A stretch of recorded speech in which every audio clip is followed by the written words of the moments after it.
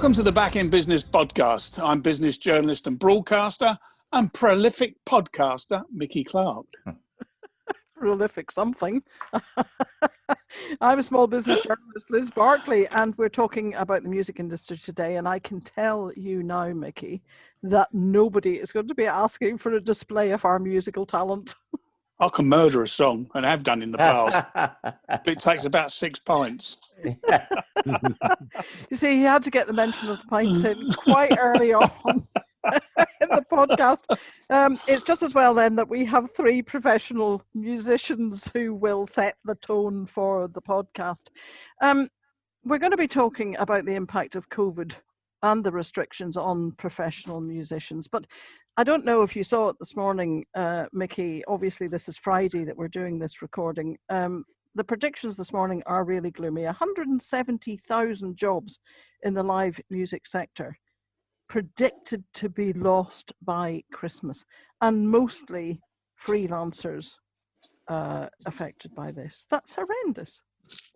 Well, is it surprising? I don't think it is. I mean, it's what we've been saying all along, whether it's the music industry or the pub trade or restaurants. If you turn off the tap at the front door, in other words, don't let any money through because you're not letting customers in, your businesses are going to suffer. And well, you're right about that, because the sector is apparently been hit by an 80% decline in revenues this year. Yeah. And, when you say sort of the self-employed are affected, well, hasn't that been the trait of this government all the way through lockdown? What support have they given it? And to coin the old song, once, twice, 3 times a rescue package. I mean, how many goes does Richie Sunak want at it? Yeah. You've been practicing that all night. No. When you're this it's a age, really good line. Off the top. that was Simon McVicker saying that was a really good line. Do you think the Chancellor's announcement yesterday will make any difference? I just think if he keeps going at it, he might get it right one day. I mean, Boris Johnson says we're adapting to the crisis as it evolves. But to be honest, as a business person, if I was to run a small business employing people, I wouldn't know what to go for. I mean, what package would I be looking at? I would need financial help and pay precious money I haven't got to find out what is the best route for me. It's so complicated. Even the shutdown, the lockdown regulations now are so complicated. We're all doing a different thing. And now you cross the border from England into Wales, it's ridiculous, isn't it?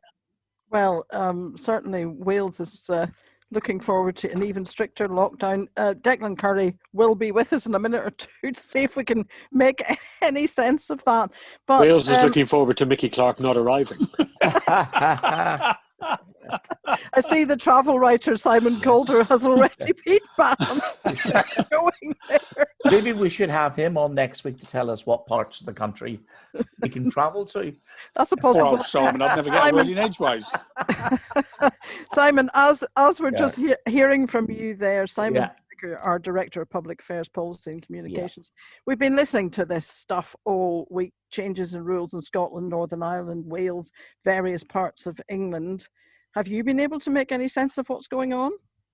Well, I can tell you what's going on. I don't know whether it makes sense or not. That's a big difference. But as you say, a lot of things happening today.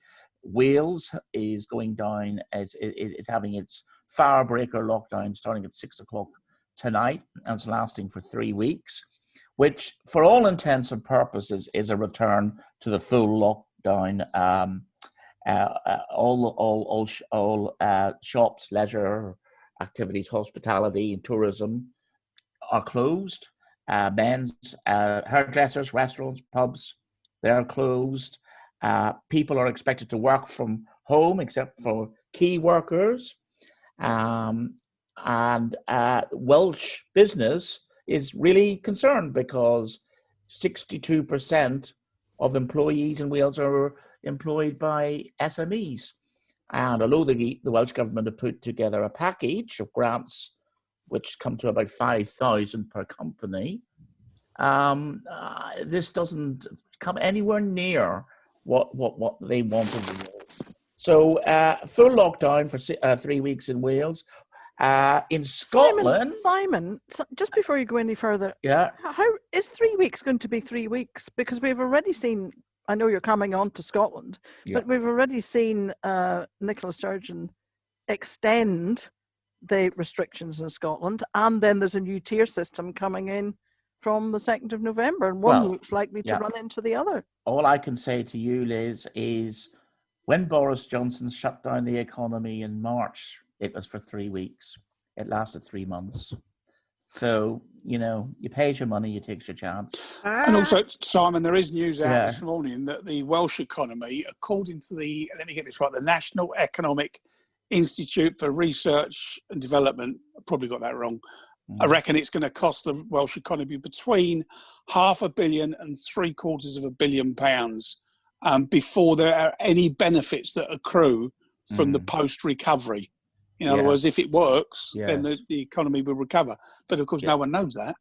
No one knows it. And I mean, Welsh has also got a lot of farming and things like that, which of course could be hit badly by Brexit. So, there's big issues in Wales, but their government has decided to go in this sort of hard line approach.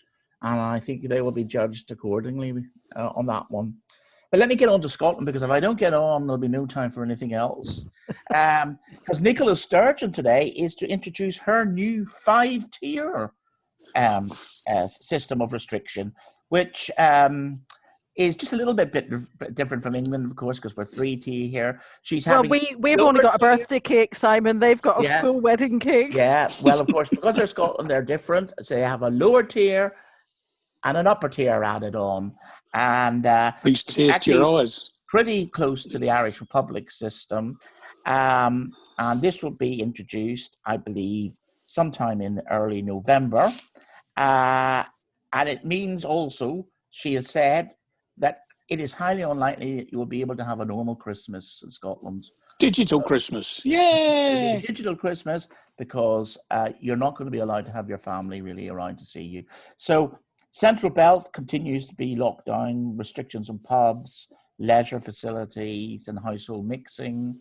And the police have been given powers to actually break into people's houses if they think there's more than 15 people in that house. I think that all relates back to the university situation.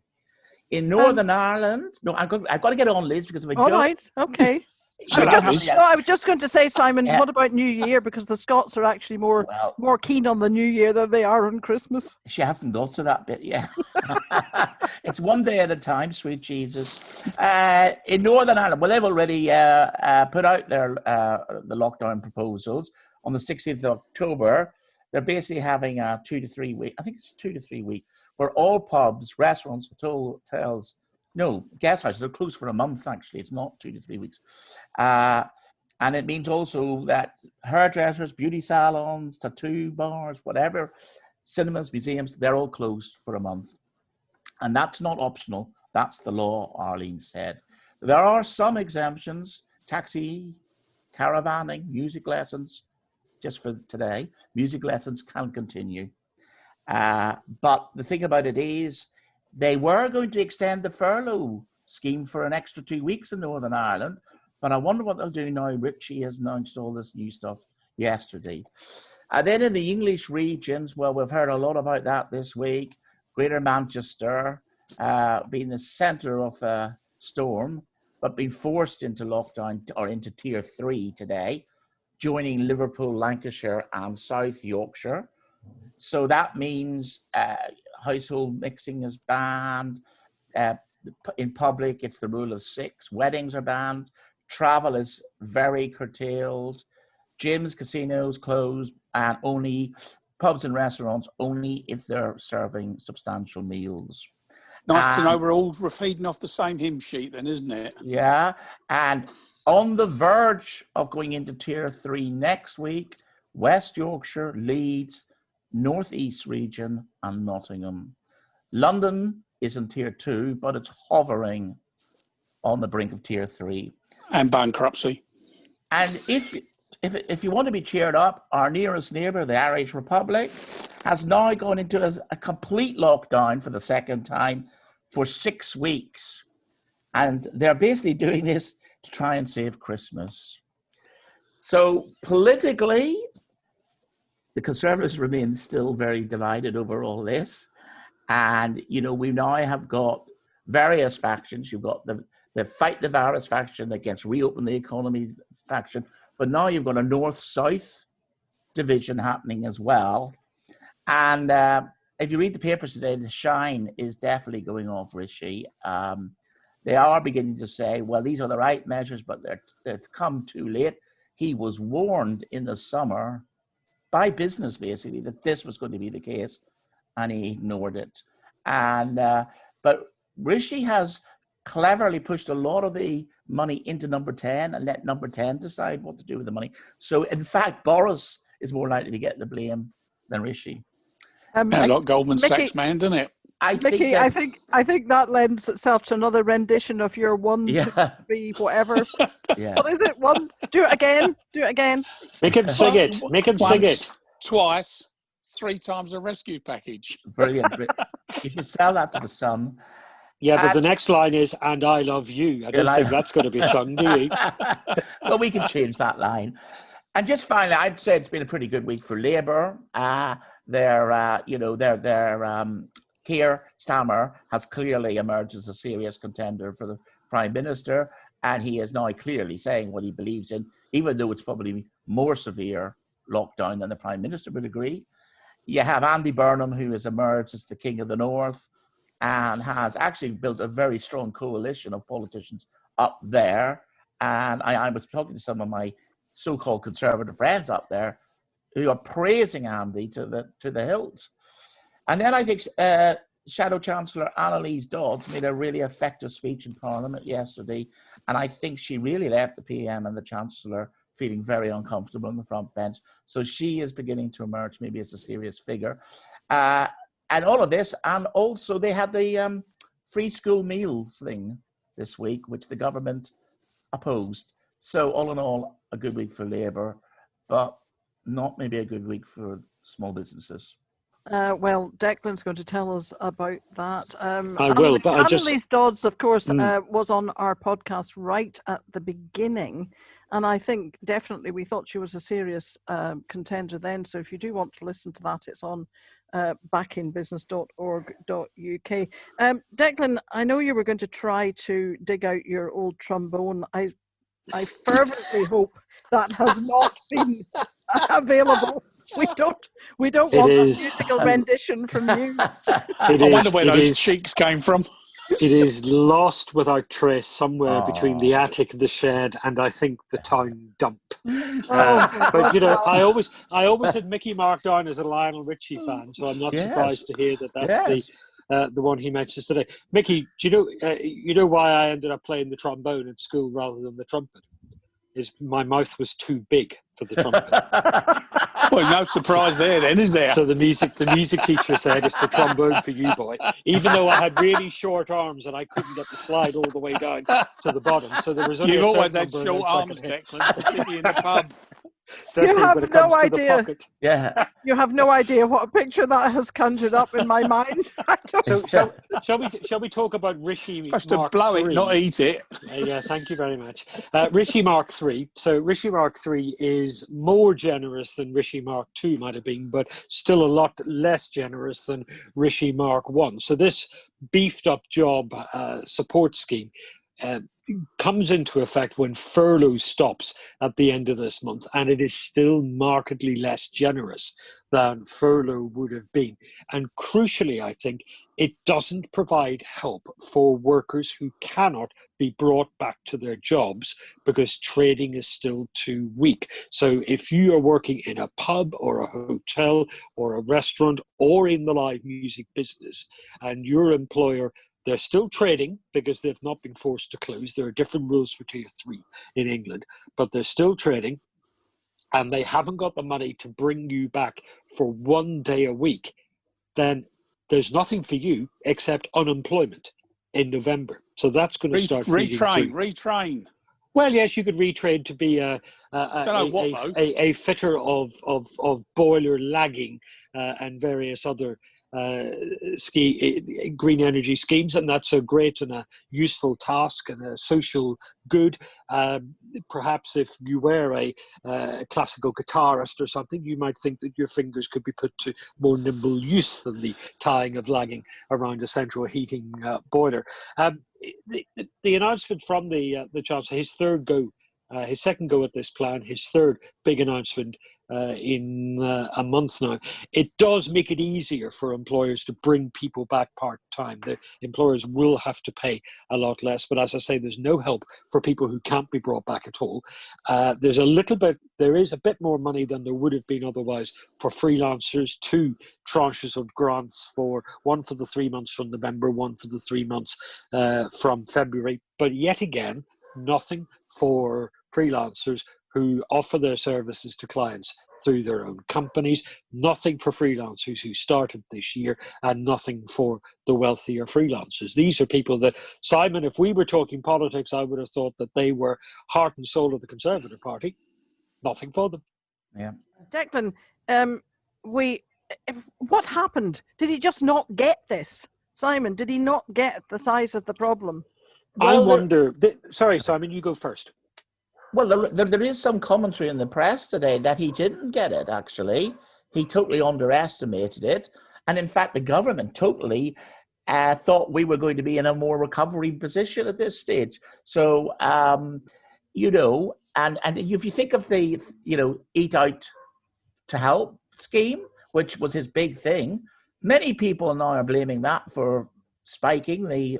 So, is Richie really to blame for a lot of this? Maybe. But I think he's politically playing a very clever game. Yeah, that's exactly the point. This feels like a program that was devised when we were recovering rather than where we currently are, which is infections are going up. Of course, he's being squeezed on the other side by the huge amount of borrowing that the government's doing, and we had more eye-watering figures on that this week. But when an old hawk like Mervyn King turns around and says, don't worry about the debt. This is the guy who initially wouldn't bail the banks out during the credit crunch because he felt they had it coming to them. When he says, don't worry about the debt, it's far too early to say which jobs are viable or not. Spend the money and worry about it later. Then you know that we are in unusual times. Okay, we need to talk to our musicians. Horace Trubridge is General Secretary of the Musicians Union. Jessie Murphy is a freelance musician who led the recent protest on Parliament Square. And Luke Moore is a freelance musician and composer from Liverpool. Jess, you were trying to get your elbows in there. Go for it now. I'm so sorry. No, go for it now. I'm sure Luke or Horace should go first. No, when we were talking about the SEISS scheme, which obviously one of the main problems is that at least 33% of people who were self-employed have not been able to take any money from that because they weren't eligible. But hang on a minute. Can I just say that is the self-employed support scheme you're talking about? Yes, the SEISS. Okay. Yes, sorry. Yeah. So not only were, I think it was over 33% of people aren't eligible for that anyway. But I wanted to jump in and say just then was the self-employed support scheme ended in August, not October. So September and October have just been completely left out. And there's just been no mention of that whatsoever. That keeps happening it's just obviously it's one of many things, but that's what I was jumping in to say there. The other thing is that obviously we've been talking about the different tiers and the fact that businesses that have been able to open a little are going back into lockdown, all that sort of stuff. But actually, I think the events industry, the music industry, and the arts sector as a whole has been in complete lockdown, tier 3 at least, since March, and is still there.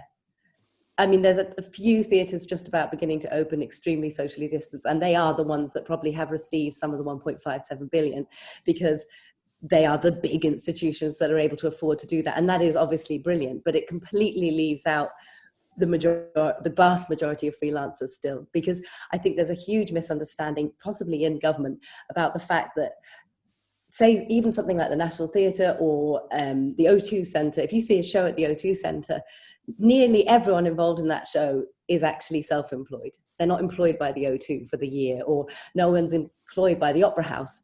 opera house some people are, but and like the National Theatre, all the musicians you might see on stage or off stage, all the actors, all the technicians, all the backstage crew, they are all self-employed, and they are still essentially being left tongue out to dry. I mean, the change from 20% to 40% is great.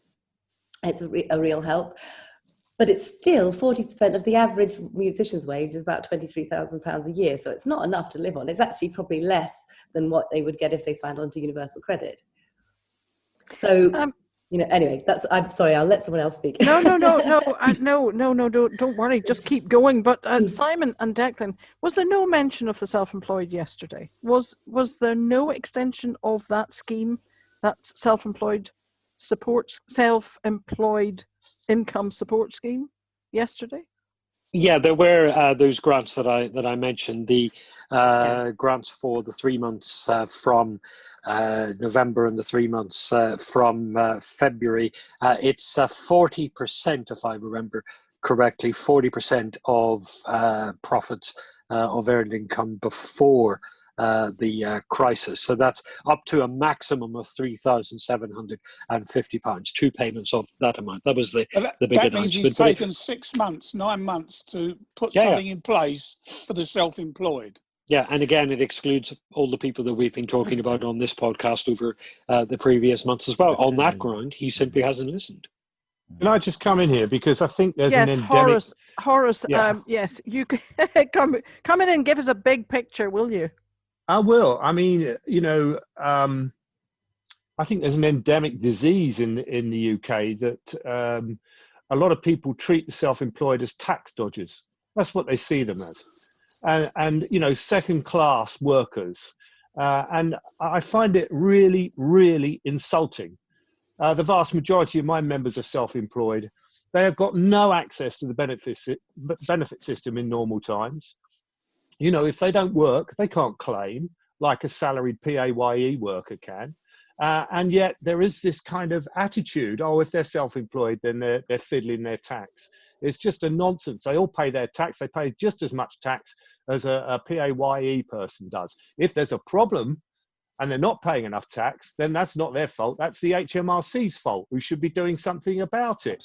Because if you talk to the HMRC and you say, well, this group of people want to remain self-employed because they find it more convenient, they're more fleet of foot like that, then they will say, well, that's fine, because they will pay just as much tax as somebody who is salaried on PAYE. So if that is the truth, then these people are not tax dodgers, and they should be supported in exactly the same way as PAYE and salaried people are. The other thing I would say is this retrain thing.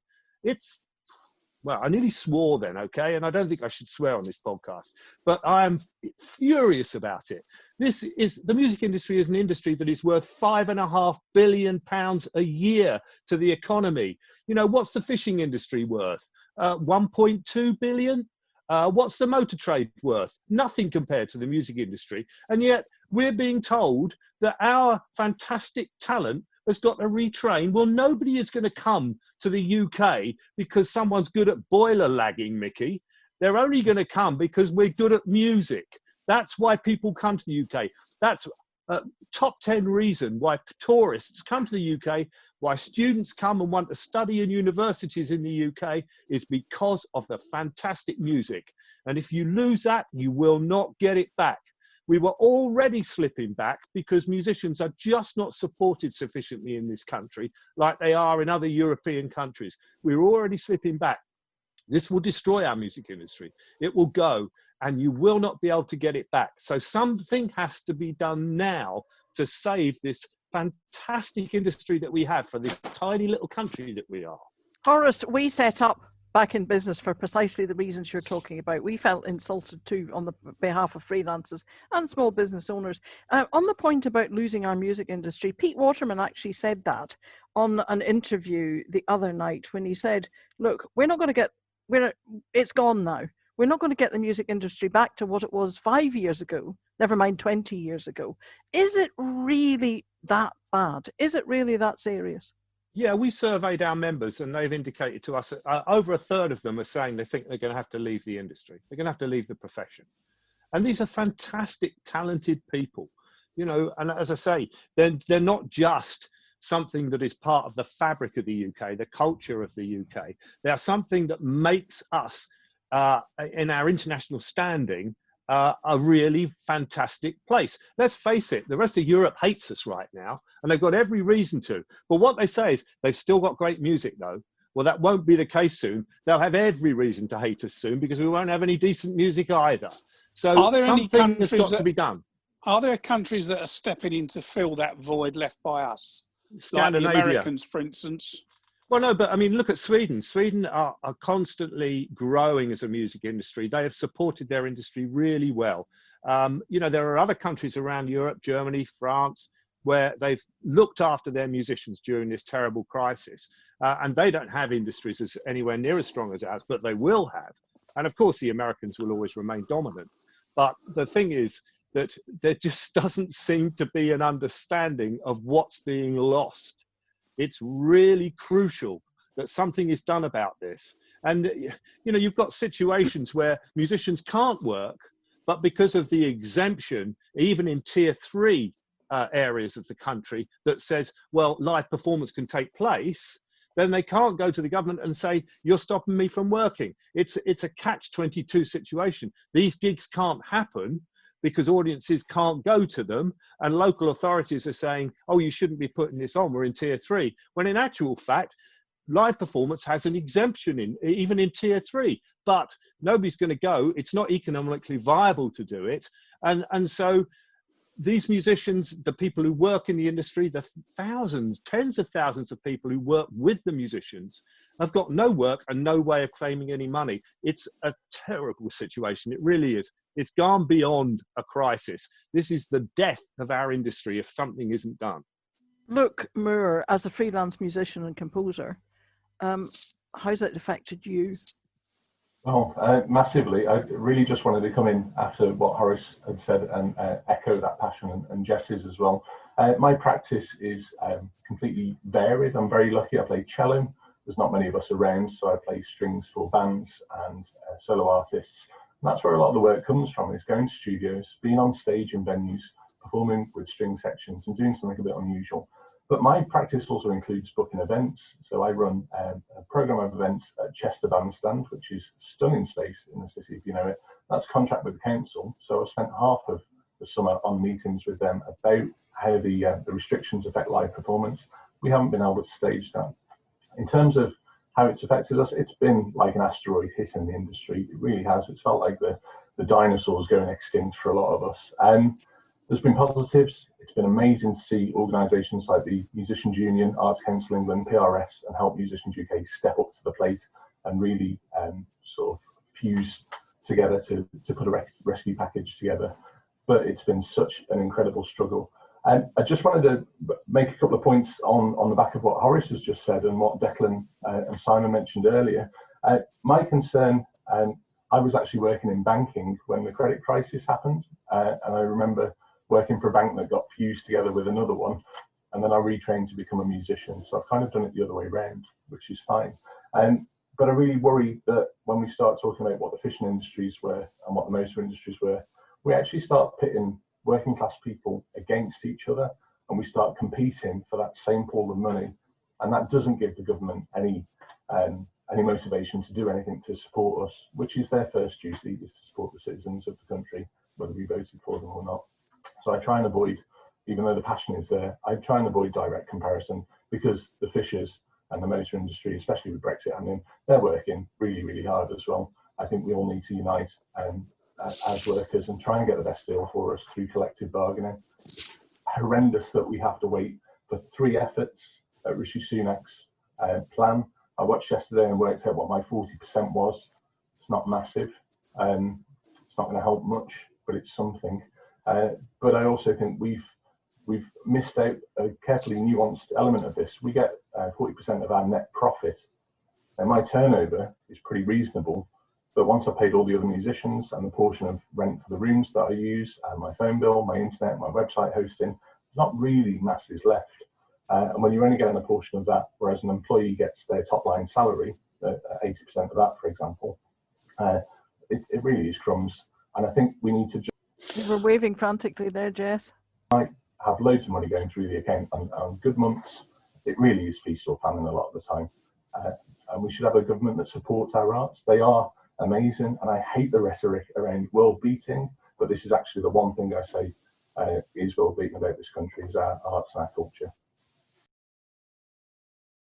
I wasn't waving, actually. I was just putting a She was agreeing. Yeah, I was agreeing frantically. No, I just think I was just about that thing about the not liking the phrase world beating, but just as Horace and Luke were saying, it really is one thing that this country has always done so brilliantly. And and it is. I mean, I don't know a single person who hasn't lost every single booking this year. Every single thing. And I mostly work I play with the Yellow and Sophie Ellis Bextor mostly, and I was meant to be on tour now in Europe with the Yellow, and that was obviously I expected those big things to go, and that all that stuff got cancelled back in June or before even. But I think one of the other problems is the little gigs that I've managed to, and everyone else I know has a similar experience. Say in August, we managed to get a few gigs back, like some weddings or something. When they changed the rules about number of guests in weddings overnight, then all those gigs went. Again, September, October, I started getting some gigs back. The rules changed, that all those gigs got cancelled again. And I think perhaps, without absolutely being aware that so many people are suffering right now, just like you said, Luke, and not wanting to in any way sound like we think we're the only ones or anything. But I think there has been more of a specific effort to look at an industry, say hairdressing, and go, okay, let's make it really clear how these people can work. Like you said, Horace, about being able to, the legislation does sort of say that live performance can go on, but it isn't clear. I went to my local restaurant during Eat Out to help out, and I thought, you know what, I'm just going to say my local Italian restaurant is really cute, and I thought I'm just going to offer, strolling violin. I thought I'll wear a mask. It's mostly outside. It's the summer, and they went, oh, can't possibly have that. Sorry, because of COVID. And the restaurants were absolutely packed, and. Just stuff like that. My brother's actually just emigrated now because he can't get any work. He's a jazzer, and he plays in a lot of small jazz venues in Brighton, and every single one of those venues is just closed. All the places he had a regular gig, because they're too small to get any money from the thing. And he's basically moved to France because he got a friend who has a jazz band over there, and he was actually more able to guarantee that he could earn some money by moving countries. And so and that's just me, and I think every single person I know has a similar experience. And so what I would say is I think the government has been able to see how it's impossible for a beauty salon as a small business to continue unless they make it really clear that if you do this, this and this, you are allowed to trade. And they're not doing that. They're not realizing that every single musician is a very small business, and like you said, Declan, in a way, surely, we are like the original gig economy in a way. You sort of feel like the Conservative Party was arguing for this kind of entrepreneurship from people. We're all always like getting up, going, doing a session in the morning, running and doing a show in the afternoon, doing another gig in the evening, getting up at 5 to go and play in a wedding somewhere in Somerset or whatever, like you said, like it's feast or famine. So you have to say yes to everything because the next week you might have nothing. And so they've got this vast network of people who are so good at making work for themselves. And to tell that whole group of people to retrain, it doesn't even make economic sense, I don't think. And it doesn't make sense because what are you going to retrain to do? But Horace, everybody's saying the government's not listening. Presumably the Musicians' Union have been trying very hard to make them listen. Well, yes, we have, and I've appeared on select committees. I'm on DCMS working groups. UK Music has lobbied. We're a member of UK Music. They've lobbied very hard. The trouble is, first of all, I'm not going to get a meeting with Boris because I'm the General Secretary of a trade union, and the Tories aren't going to open their doors to General Secretaries of trade unions very often unless they have to. And so, yesterday I had one of my members ranting at me because they saw that the head of Hospitality UK was having a meeting with Boris. And they were saying, why the hell aren't you having a meeting with Boris? As if I'm sitting with my feet up and doing nothing, you know. Well, I can't get a meeting with Boris. I can't get a meeting with Richie either. But, you know, we have put forward schemes. The key thing, as Jess has said, and as Luke has said, our members don't want to have to go cap in hand. They want to work. That's what they want. They want to be able to work and earn a living. And we have suggested, for instance, you know, the 2-for-1 seats idea for gigs, because there's a possibility that you can make a gig or even a musical theatre economically viable if the government was going to match like the 30% you can put in with social distancing, 30% of ticket money on top of that. We could have these things happen. And not only would that provide work for musicians, it would provide work for technicians and front of house and all the rest of it. So, you know, we have put these ideas forward, but nothing happens. Nothing happens at all. And we always end up with, if you'll pardon my French, the arse end of the financial packages because the sector is self-employed. And the self-employed do not get held in the same regard as PAYE workers do. And that's a terrible thing. It is, as somebody has already said, you know, the conservative culture is all about entrepreneurialism. Well, it's the self-employed who are the entrepreneurs. Not if it costs money. Yeah, well, there we are. That's the problem. Yeah. I mean, one of the things that's made my blood pressure go up this week is they covered in extensive detail a lot of the papers, the television, about Rishi Sunak's third attempt to put together a rescue package.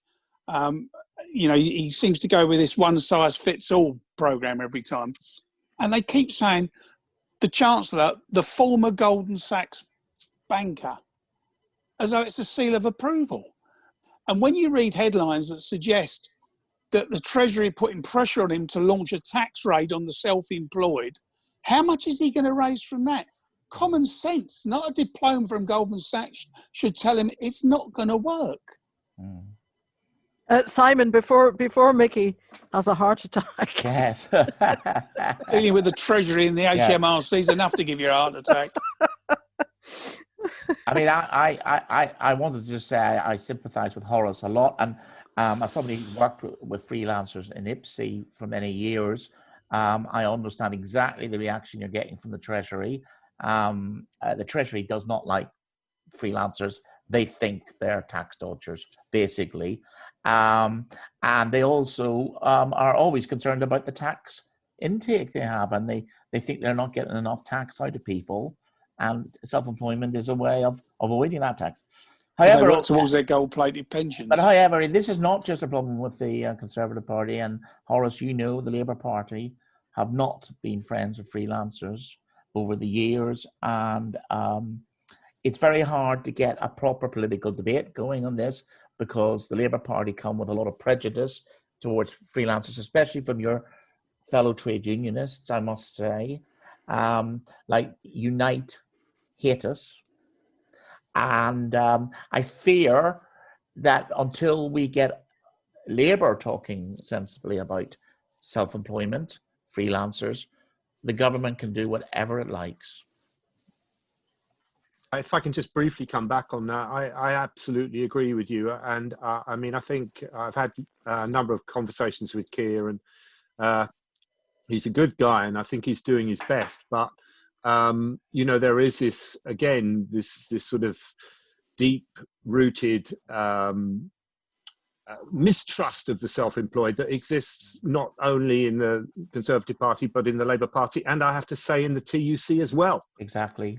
Which, you know, is not helping our cause at all at the moment. No. And of course, Labour, the TUC and Co, they all look at industries like the construction industry and self-employment there and think that that's a typical picture, whereas we know something completely different. It's, you know, it can be very professional, very highly skilled, whatever. I do think Annalise Dodds doesn't have that view. I think she is a modern progressive woman, and there is hope, but you're right about the trade unions. Look, you're desperately trying to get in. Come on. Well, I just wanted to say it's great that you're having meetings, Horace, with Keir. I do remember being bombarded with a couple of emails about supporting Owen Smith when that leadership election was happening when I was a member of the MU, but that's a separate point. I actually came on to talk about music, But I Yes. have previously worked for an accountancy firm that had a lot of CIS clients, and of course the legislation changed there, and that left a lot of those high and dry.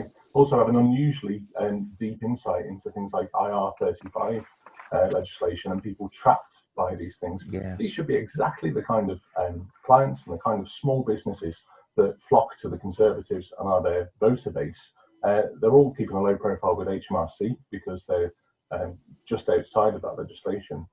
But for us freelancers, I mean, we've always been a little bit the outside, but a friend of mine called Mike, he said back in the 80s when he was working as an actor, it was horrendous under Thatcher with everything else going on, but at least they threw money at youth centres and culture and let bands crack on. Alternative comedy came out of that.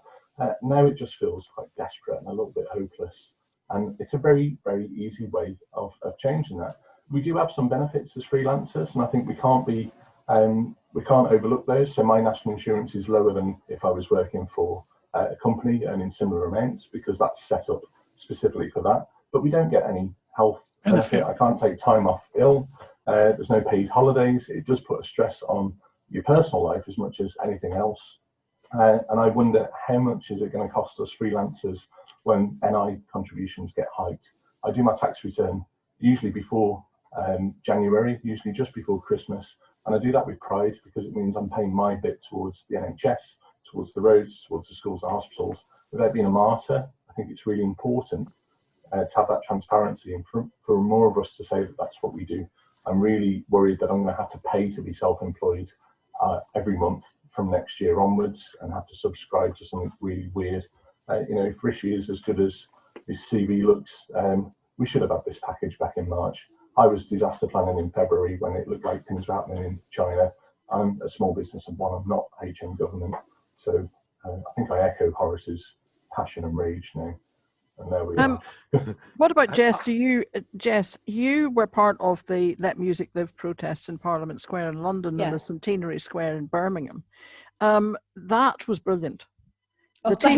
The TV pictures were amazing. Everybody all dressed up properly with their red masks on, and I think it was a short section of Mars from the planets that you played. Yeah. Did that not make any difference? What reaction did you get from MPs? Well, we actually had 5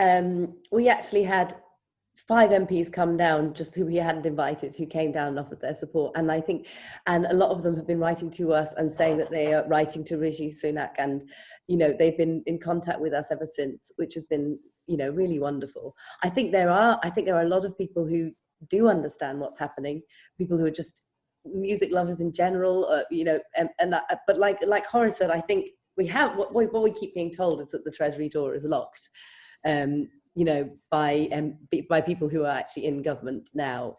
And I think that, to be honest, for that reason, the fact that Richie changed it from 20% to 40%, I actually thought was quite surprising, and quite possibly meant that that perhaps people are listening a little bit more than I even hoped. And I think, basically that event happened because I basically just was so frustrated with the current situation. I just felt like, me personally, I'm just sitting here with my entire life being destroyed. I've got to do something. And so I just said on Facebook, I feel like going down to Parliament Square and playing something outside Parliament until they hear us and see us. And I said, does anyone else feel the same? And basically 3 days later, 2,000 people had joined in on Facebook. And so, that was 3 days later. And I think everyone feels the same. We're just not being seen or heard or even acknowledged. But there are people in government and in opposition who do care and are interested and echo everything we've been talking about, probably. But and I think that's why, even though it's not all that music is about by any means, it's so, because it's about life and love and our heart, everything. But what Horace was saying about the fact that it really makes so much money for the country, it really is, and I think that's the only way we can really try to get through to the Treasury. And sorry, Liz, to burble on a little bit, but basically, like you said, I think we had a much bigger reaction from the press and the public than we were ever expecting or hoping for. It was an amazing thing because Sinead we had basically, I won't go into all the names, but we had some incredible people come on board and help with PR who normally work in classical music PR and that sort of stuff. And it was just this huge team effort. And the fact that, you know, even made the 10 o'clock news and stuff was an incredible surprise to us. And we felt so grateful, because one thing we think we definitely have achieved is we started a conversation. Yes, Jess, I thought your demonstration was very powerful and very beautiful, by the way, and it deserved to make the news. It was a great, dignified Congratulations. demonstration. But can I just get back to this? Why maybe some of the self-employed have obviously been doing something else, and that Oak Dogs, they have been writing to their local MPs, and I know this because I know quite a few MPs. Their mailbags have been inundated by self-employed people writing to them, and that is probably one of the most powerful things people can do. And because they're going to go to Richie and they're going to say, we are really concerned about our self-employed. So that is where you get the traction. So now what you need to do is get the Musicians Union members to write to their local MPs. Well, Horace, was that the taxman ringing the doorbell? Self-employed delivery driver. It's the delivery man. Horace, on that point, though, there are other excluded as well that haven't had any help. Well, let me just touch on a couple of things that people have said. First of all, we do communicate by email. We send out an email every day or every other day to our members with, you know, links to support and advice and guidance during this terrible time. But we also, within that email, are urging them to write to their MPs all the time. Look, what are you thinking? What's your thinking about your prospects into the future? And one thing that you want somebody to do in order to secure that? Well, that's a really big question you've sprung on me there, Liz. But I think I am optimistic despite all of this, but only because I've spent the last 10 years developing a very broad skill set. So sometimes I can jump into editing videos, organising events, even some voice work. So it's nice to have the diversity of that. But I've actually paid some musicians that specialise in playing violin, cello and so on to do sessions that I know we won't have until next year. So I've been really fortunate with some of the funding and some of the work that's come in, and the SEISS and a bounce back loan as well from HSBC, who were great at opening that up. I've been actually able to afford, with quite low overheads, to pay some of the musicians. I really hope we can get back into venues and perform soon. I think Jess talked about, and Horace covered some of the spaces where you could pay for the extra seats. Well, actually, we all know realistically, we don't play to packed out venues night in, night out. And if it's half full, it's normally all right. You've got an atmosphere. So that would be really super easy to implement. It strikes me we haven't heard a note in the whole time that we've been there. Can somebody warm up an instrument? Maybe Luke. Well, I've got Jess, something for Declan, actually. Jess, last word to you while Luke's warming up. Yes, Luke, play us out. I just wanted to mention that the thing we did on the 6th was we went under the wonderful umbrella of We Make Events, who've been doing loads of stuff over the summer for freelancers in general. And they have another week planned that from everyone from Let Music Live is taking part in. Monday, we're going to have ballerinas wearing I Am Fatima t-shirts. This Monday coming, doing an excerpt of Swan Lake, and me and about 80 other musicians from the demonstration we did on the 6th are going to play a 1.5 minute excerpt of Swan Lake. It's going to be really brilliant. I think on Tuesday they're having comedy, Wednesday song, Thursday theatre, that I'm also part of involved in making happen. So we're going to do a theatre demo. Friday is going to be opera. And then Saturday, West End Waiting are going to perform. And hopefully we're going to line the streets going back from Parliament Square to South Bank and Trafalgar Square, all socially distanced, to sort of just show a show of solidarity and strength, and just another "we're here, please see us" sort of thing. I'm playing music. Yes. That sounds fantastic. Yeah, all organised by We Can Make Events, but they basically, we're working with them. So it's going to be good, hopefully. the podcast will be posted on Monday morning, just before all of those. Oh, brilliant! Oh, Okay. that's what brilliant timing. Yes. Declan, that pink trombone is not for you to play. Oh, I don't know. Thank I don't know. goodness. Anyone too listening big. to the podcast, won't be able to see what all of us can see at the moment because we're all connected on Zoom, so we can see each other. And Luke is brandishing, that's the best word that I can think of it, in a menacing manner, this vibrant pink trombone that looks like it could do someone a serious injury if it was deployed in the wrong way. So I think he may be threatening to use that. He's going to play us out. He's going to play us out. Let me give you a big picture just in terms of where we are. In terms of the economy, we're seeing that the bounce back we had from May is slowing down. We are now heading into a very difficult autumn, but the big game changer is going to be if the vaccines work and if they're produced and released quickly enough in the new year. So Paddy Vance was talking during the week, the Chief Scientific Officer, that there may well be versions of the vaccine in use in time for Christmas. And if that happens, then that could change the whole mood. Thank you for giving us hope. I'm sorry, Declan. I just don't buy it, but there you go. Well, let me give you the more distressing news about Christmas, which is that there may not be enough turkeys because we don't have enough skilled workers in slaughtering to be able to produce the number of turkeys that we need this year, because we're no longer bringing in the number of skilled workers that we used to from Europe. Again. Brexit at your Christmas. Yeah. All right, we could be talking about this still by Christmas, so we're going to have to bring it to an end. Thank you to Horace, to Jess, to Luke, who's going to play us out. Mickey will be back next week talking about more issues for the small firms and the self-employed. Self-employed. Keep working. Simon, Declan, thanks a lot. Take it away, Luke. Thank you very much. I'm not going to inflict trombone on anyone, just a little old tune, favourite of mine.